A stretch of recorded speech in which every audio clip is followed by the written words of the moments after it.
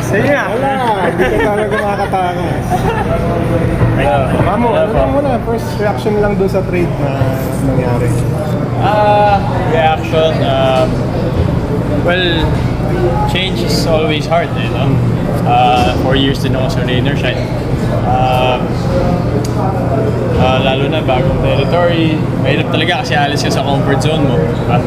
Pero these guys in the locker room, lahat sila, they've been nothing but great in terms of helping me catch up, welcoming me with open arms, from the bosses, from the coaches, from the players, and even to the staff.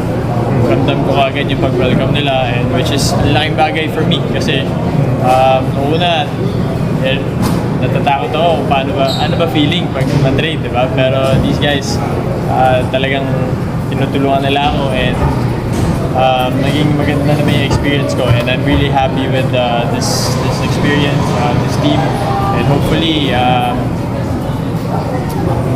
makarating din kami sa semis ng ulit-ulit, and eventually siguro mapag-finals.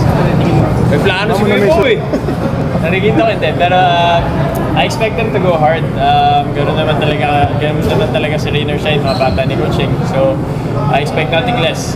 Siyempre, competitors kami. Pagdating sa court, once the ball goes up, wala mo nang kaibigan. Competitors muna kami.